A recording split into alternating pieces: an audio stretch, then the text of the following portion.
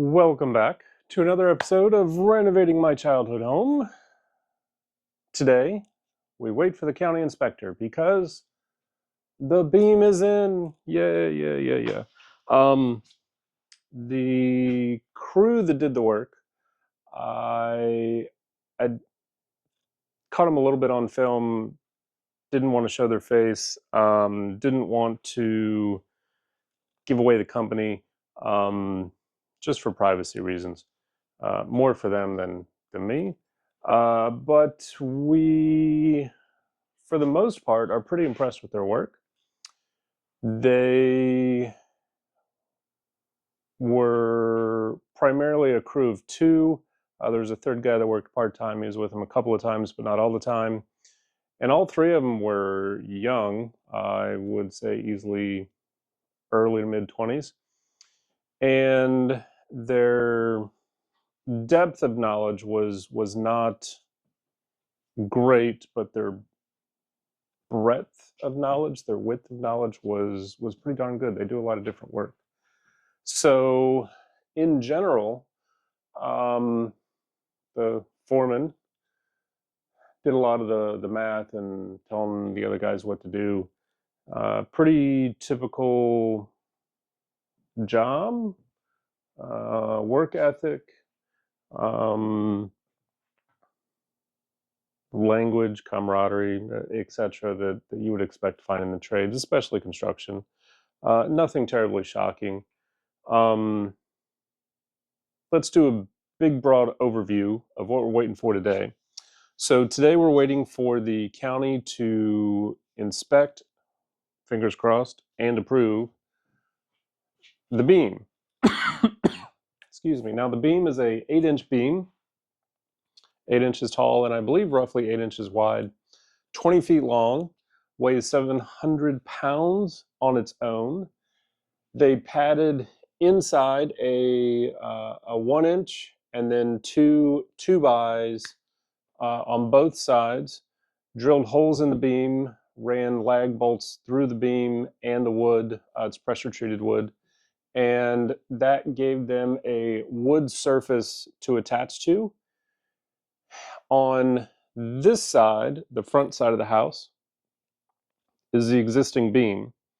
And they used structural screws to go through those 4.5-inch screws, and did 2 every 16 inches. The lag bolts, I believe, are, can't see them on that side, at least 1 every 16 inches. And then on this side, because we're using the existing beam and joist, they use standard hangers and then 90-degree hangers,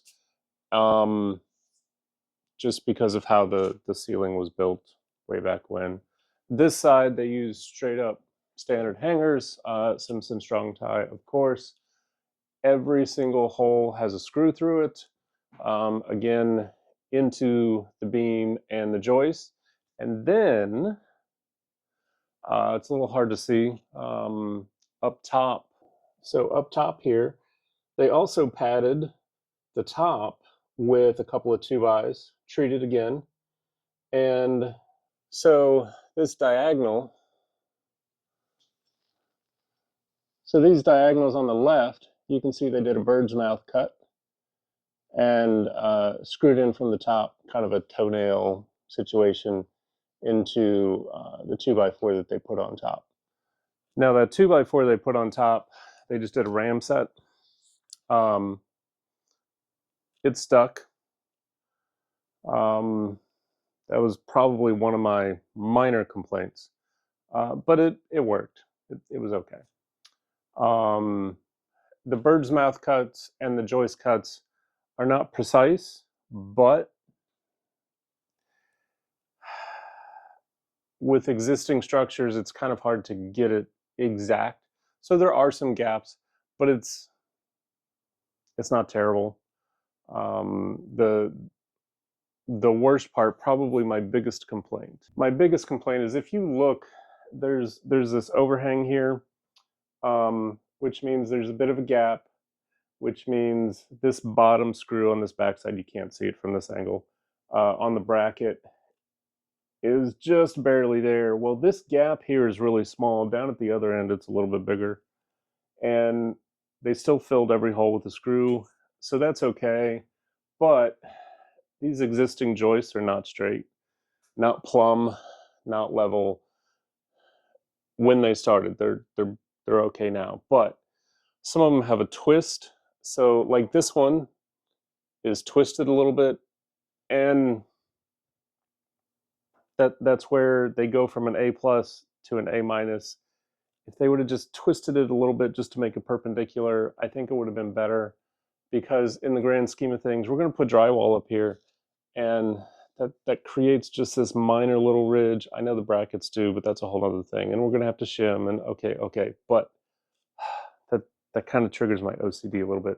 Along those same lines, you can see, okay, these joists almost line up.